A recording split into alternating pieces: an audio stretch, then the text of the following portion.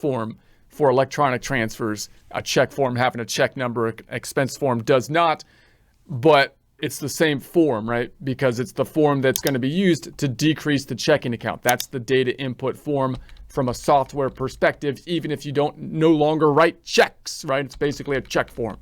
All right, but you might call it an expense form, even though you might write a check for something that isn't an expense, like you bought an asset. So that term is confusing too. There's all these confusing terms as things are changing, which I'm going to try to point out as best I can as we go.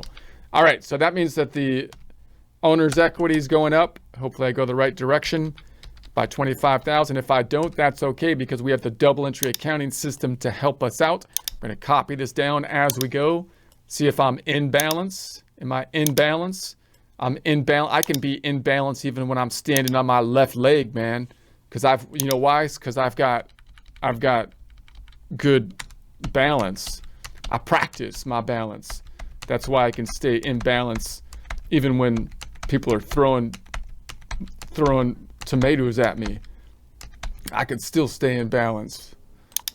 All right, let's go and make this one underlined. Make some underlines here.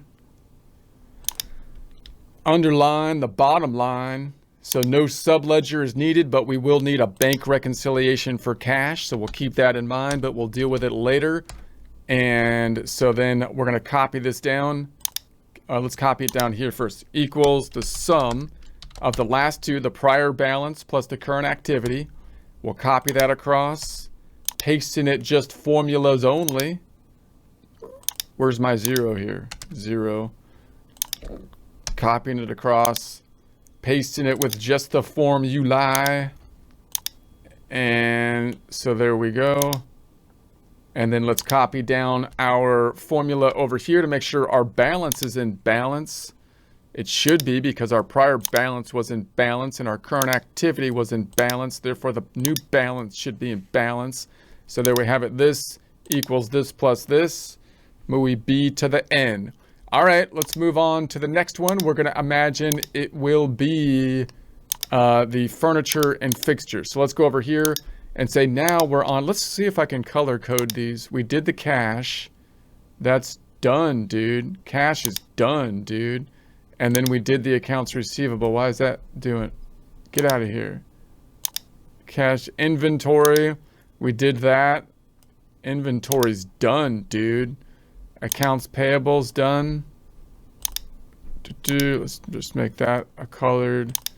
Dishes are done, dude. All right. So now we're going to go to the furniture and equipment. So this is the property, plant, and equipment, the large assets that we put on the books, which even if we're on a cash-based system, we're forced to